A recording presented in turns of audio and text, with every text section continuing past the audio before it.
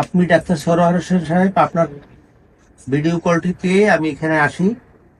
আমার বোনকে 1 মাসের ওষুধ খাওয়াই। তো আগের চেয়ে আমার বোন অনেকটাই সুস্থ। ওয়ালাইকুম রহমতুল্লাহ বরকাত। সম্মানিত দেশবাসী, আমি ক্যান্সার স্পেশালিস্ট ডাক্তার ইসলাম সারওয়ার।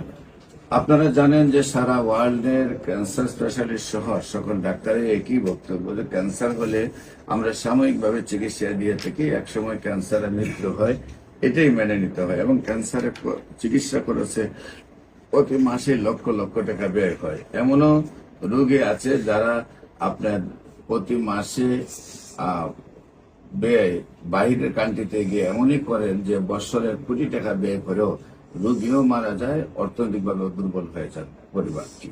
তো আমরা এমনই একজন ক্যান্সার রোগী যিনি মরণ বিধিতে বিজয় লাভ করছেন, সেই ক্যান্সার রোগী যিনি সুস্থ হয়েছেন, তার অভিভাবক আমাদের সামনে আবার 2য় মাসের ওষুধ নিতে আসছেন। আমরা তার সাথে সেই বিষয়গুলো আলোচনা করব। বিশেষ করে আমরা আপনাদের সাথে পরিচয় করে দিচ্ছি যিনি ক্যান্সার রোগীর অভিভাবক। আপনার নীলুপা আক্তার হলো আপনার রোগী নাকি? জি। আপনার রোগীর নাম হলো নীলুপা। নীলুপার আপনার কি হয়? আমার বড় বোন। আপনার বড় বোন। নীলুপা পুরা নাম কি? নীলুফা বেগম। নীলুফা বেগম। ওনার স্বামীর নাম কি? শাহজাহান মিয়া। শাহজাহান মিয়া। ওনার গ্রাম পুরিবুড়িয়া। পুরিবুড়িয়া। আপনার কি একই গ্রামে থাকেন না দুইজন? একই ইউনিয়ন, 2 গ্রাম। 2 গ্রাম। আর আপনার বাড়ি? আমার বাড়ি আদর্শ বায়া গ্রাম। আদর্শ বায়া গ্রাম। Post office? Post office Rajabari. Rajabari. থানা নিসারাবাদ স্বরূপপুর। জেলা পিরোজপুর। তো বিশেষ করে আপনার বোনের কিভাবে কি হয়, কেন ডাক্তারের কাছে গেছিলেন এবং কি কি চিকিৎসা করেছেন এবং কিভাবে সুস্থ হয়েছেন একটু দেশবাসীর উদ্দেশ্যে বলেন। আমার বোনকে প্রাথমিক পর্যায়ে ব্যথা, শ্বাসকষ্ট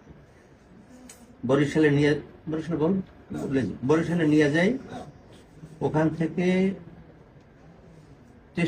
সিটি স্ক্যানের মাধ্যমে ধরা পড়ে যে ক্যান্সার আসতে পারে। তো উনি রেফার করলো মহাখালীতে।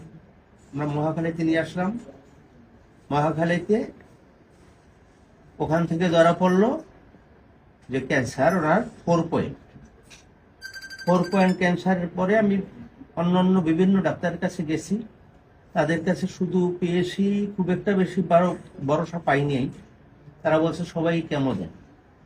আমি কেমো না দিয়া, তার কাশি কমে গেছে, ব্যথা কমছে, সে খাবার দাবার খুব ভালো খাচ্ছে।